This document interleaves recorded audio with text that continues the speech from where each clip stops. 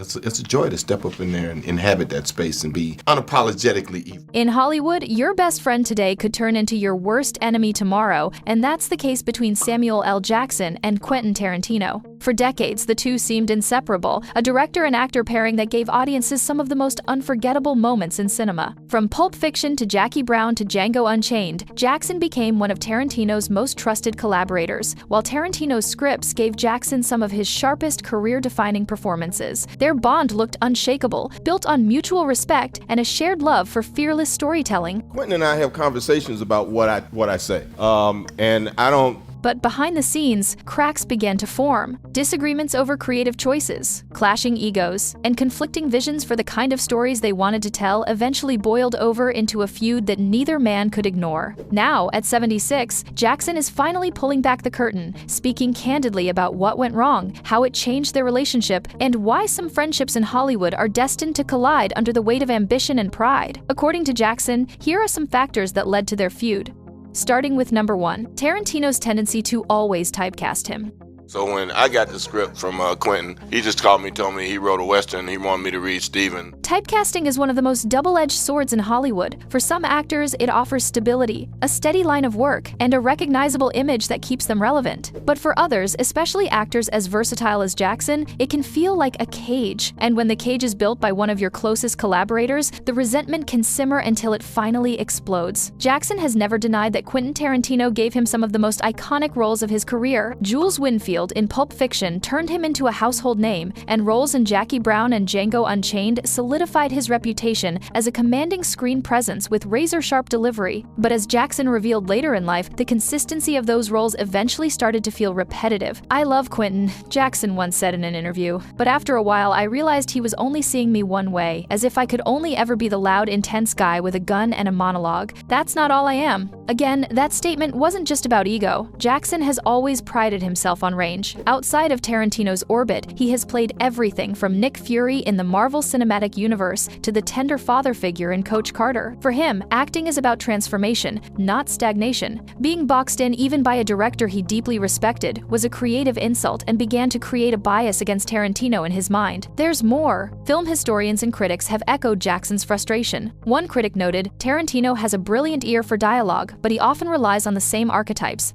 I spent years and years and years in theater. Helped me a lot to embrace what Quentin does. Years after years, it became obvious to Jackson that it was almost as if Tarantino couldn't resist turning him into the mouthpiece of his worldview every time. Another Hollywood insider reportedly said, "Sam could do Shakespeare, he could do comedy, he could do drama that breaks your heart, but Quentin kept dragging him back to the same tough guy energy, the same rhythm." Colleagues in the industry also weighed in. An actor who had worked alongside Jackson privately revealed how Jackson consistently felt stuck in the same kind of role. Behind the scenes, others saw the toll this took. Crew members noted that while Jackson was always professional, there were moments when he seemed restless, even frustrated, as though he was fighting battles invisible to everyone else. The pressure to keep performing at the highest level, in roles that mirrored one another, created a cycle of creative fatigue. And in Hollywood, where image is everything, breaking that cycle often comes at a steep cost. Every time he worked with Quentin, people were expecting the same Jackson, not the actor who could surprise you, and that gets frustrating when you're trying to push yourself. For Jackson, the problem wasn't that the roles were bad, they were actually brilliant. The problem was that they were narrow. He wanted to step into shoes that didn't look like his last characters. He basically wanted to do something different. He wanted challenges that stretched him in uncomfortable directions. But Tarantino's scripts, as dazzling as they were, kept circling back to the same version of Jackson, the charismatic, foul-mouthed enforcer who dominates every scene with sheer force of personality. "Now you want me to be the most hated Negro in cinematic history?" He's like, "Oh yeah." Speaking to Flicks News, Jackson shared with clarity about this creative strain. He said that it's not that he does not appreciate the opportunities Tarantino gave him, but that he didn't want people to think that's all he can do. The truth is, typecasting is a slow death for an actor. It eats away at the part of an actor that wants to grow. Jackson's revelation struck a chord because they revealed not just personal frustration, but a larger professional truth that many actors others dare not speak of. Again, this wasn't a one-sided complaint. Even those who admired Tarantino admitted that he had a tendency to pigeonhole actors into roles that matched his vision rather than their own possibilities. For Jackson, the idea of being typecast by a friend felt like betrayal wrapped in opportunity, one that could have ended his career a long time ago. If not that, he fought hard. Jackson's frustration over typecasting wasn't just a feeling he could hide. It gradually reflected in his relationship with Tarantino. In Hollywood, where youth and novelty are prized, staying relevant requires reinvention. By resisting typecasting, Jackson was protecting his craft, his legacy, and his dignity. This also meant having a strained relationship with Tarantino deep down. Next, Tarantino's unyielding creative control. Okay, or he'll say, no, I'll leave it the way I wrote it. And that's generally what happens. Few directors in Hollywood have a reputation for controlling every syllable of dialogue like Quentin Tarantino. His screenplays are legendary, crafted with precision, rhythm, and a swagger that has made his work instantly recognizable. But that same precision has also been a source of tension, especially for actors who crave freedom to shape their characters. No one knows this better than Jackson, who has lived through the highs and lows of Tarantino's exacting vision. Well, Quentin's always a joy. He has a set that's full of life. Jackson has often admitted that he admires Tarantino's genius. He has called him a writer who understands rhythm the way a musician does, and praised the way his words leap off the page. But even with all that admiration, Jackson also confessed in an interview that working with Tarantino could be exhausting because of the director's unyielding grip on his dialogue. It's always a back and forth before he'll let me change a line, Jackson once revealed. Sometimes I'll say, look, this will sound more interesting if I put it this way, and Quentin will dig his heels in. He doesn't like to give up control easily. Well, Quentin doesn't let us improvise. What the fuck's going on? But then I realized, oh shit, that's Daisy. She kind of... Again, this wasn't about disrespect. For Jackson, improvisation wasn't a matter of undermining Tarantino's brilliance, but of elevating it. He believed that an actor's lived experience, especially someone with his range and cadence, could breathe life into a line that looked stiff on paper. Jackson's voice, his timing, his delivery, his cultural nuance has always been part of what made Tarantino's dialogue iconic. Yet he often felt that Quentin was reluctant to admit how much those small improvisations transformed the final product. Interestingly, industry insiders have corroborated Jackson's frustration. One crew member from Django Unchained reportedly said Jackson would come up with variations that had the whole set laughing or gasping, but Quentin would sometimes stop him, insisting that the line had to stay word for word. You could see Sam biting his tongue, like he wanted to say, "Trust me on this." For Jackson, who thrived on energy and spontaneity, it could feel like being chained to the page. At 76, Jackson has the wisdom to look back with perspective, but the irritation still lingers. Quentin wants the words said exactly how he wrote them, but sometimes an actor knows what feels natural in the moment. Jackson said he will fight for that little space of freedom, and Tarantino will fight to keep his words untouched. Okay, or he'll say, no, I'll leave it the way I wrote it. And that's generally what happens. When working with Tarantino, suggestions were unheard of. It was always a battle. That battle, as Jackson called it, became one of the recurring themes of their collaborations. Here's even the twist. Tarantino trusted Jackson more than almost any other actor. He wrote roles with him in mind, called him the voice of my movies, and leaned on him to bring gravitas to his stories. Yet when it came to letting Jackson bend the script, Tarantino's confidence vanished. For Jackson, this tension revealed the heart of their feud, a friendship strained not by lack of respect, but by too much stubbornness on both sides. According to Jackson, his improvisations weren't random flourishes. They were tools to make the characters real, relatable, and unforgettable. By holding the leash too tightly, Tarantino risks suffocating the very magic that made Jackson indispensable. And for an actor who spent his career carving out individuality in an industry quick to confine, the constant back and forth became more than just a quirk. It became a breaking point. Next, Tarantino's overwhelming shadow on his career.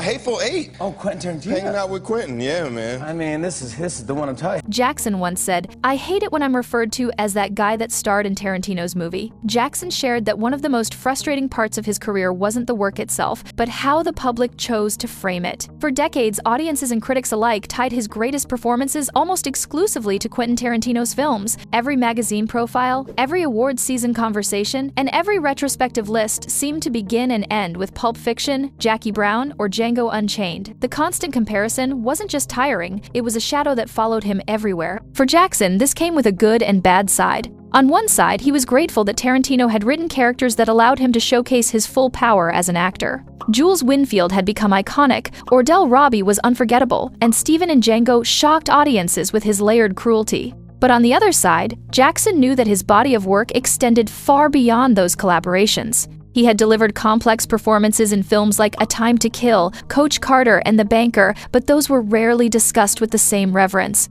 The public's insistence on always circling back to Tarantino made it feel as though his artistry existed only within that director's orbit. Again, this wasn't just about ego, it was about recognition. Jackson had spent years proving his versatility, taking on roles that demanded vulnerability, humor, and restraint. Yet the media narrative reduced him to the fiery Tarantino archetype, the sharp-tongued, commanding presence with a monologue ready to explode. Friends and colleagues noticed how the constant attachment to Tarantino began to wear on him. They recalled conversations where Jackson questioned why critics seemed blind to the range he displayed outside of Tarantino's world. I get a whole new group of people, asking me about a quarter pounder of cheese and France. Say what again? Over time, the constant association also created an unspoken strain in his relationship with Tarantino himself. While the director might have seen it as a compliment, proof that together they created magic, Jackson felt it as a kind of chain. It was as if the world was telling him that his best self only existed when filtered through Quentin's scripts. For an actor who prided himself on being self-made, resilient, and independent, that idea was infuriating.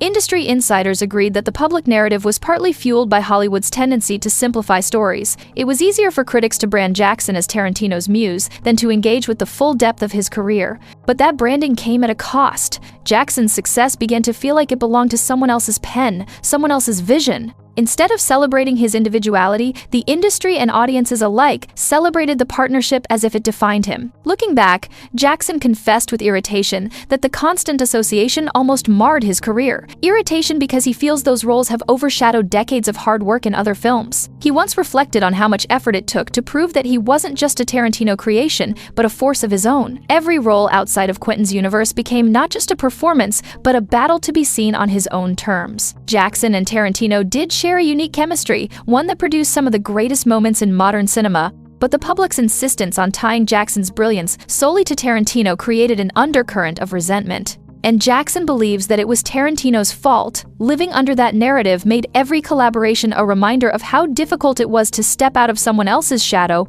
even after a lifetime of proving that he was more than capable of carrying his own light. He said that the constant comparisons weren't just annoying, they were suffocating. They turned a fruitful partnership into a point of contention, and they left Jackson with the lingering frustration that his legacy, in the eyes of many, would forever be tied not just to him, but to the man who wrote his lines. Next, Jackson's production being labeled as Tarantino's imitation. When I have a movie that's opening, I know it's going to make at least $1,000 that weekend because I buy $1,000 worth of tickets. This was the apex of their feud. By 2020, Jackson had stepped into new territory with the production of Enslaved, a documentary series that sought to uncover the brutal truths of the transatlantic slave trade through shipwreck explorations, personal stories, and historical investigations. For Jackson, this was not just another project, it was a mission to bring erased history to the forefront, a chance to use his voice and influence for something far greater than Hollywood spectacle. Yet, rather than being celebrated solely on its own merit, Enslaved became entangled in a wave of accusations that deepened the cracks in his relationship with Quentin Tarantino. Critics began suggesting that Jackson's work as a producer carried shades of Tarantino's storytelling, drawing unnecessary parallels between Enslaved and Tarantino's Django Unchained. Some even went as far as to say that Jackson was imitating Tarantino's style, an accusation that undermined the deeply personal and fact-driven nature of the documentary. The implication was clear. Even when Jackson ventured into independent projects, the public still viewed him through the lens of his collaborations with Quentin. For Jackson, these claims were suffocating. He had long acknowledged that his partnership with Tarantino had given him some of his most iconic roles, but being perpetually tied to one filmmaker was draining. I might pass him before that because I got a little film coming out called The Incredibles like in 2 weeks. Oh, right. Here was a project born out of history, culture, and truth, yet instead of being praised for its originality and weight, it was clouded by whispers that he could not escape Tarantino's shadow. To Jackson, it was as if the industry and audiences were denying him full ownership of his vision. Those close to him were quick to push back. They stressed that Enslaved was nothing like Tarantino's pulp-driven reimaginings. Where Tarantino leaned on stylized violence and provocative fantasy, Jackson's series was anchored in historical fact and personal legacy. Still, the constant comparisons reinforced the narrative that Jackson's creative identity was inseparable from Quentin's influence. For a man as fiercely independent as Jackson, this was more than criticism. It was a reminder of the box he had fought against his entire career. This moment marked a turning point. Jackson, already weary of being typecast and battling the pressure of being forever linked to Tarantino, now faced the accusation that even his most personal projects were imitations. It wasn't just unfair, it was insulting. He had poured his voice, his passion, and his heritage into Enslaved, yet critics reduced it to the echo of someone else's vision. In hindsight, this controversy hardened the distance between Jackson and Tarantino. What should have been a celebrated step into independent storytelling became the point where Jackson realized that the shadow of Quentin's legacy might never truly leave him. When reflecting on his relationship with Tarantino, Jackson has admitted the weight of those comparisons left him frustrated, but also more determined to keep pushing his own boundaries. Because for Jackson, Enslaved was never about Tarantino. It was about history. It was about truth. And perhaps most importantly, it was about proving that Jackson's creative identity belongs to him alone. Finally, evidence of their feud. Oh my God! So I was gone at that point.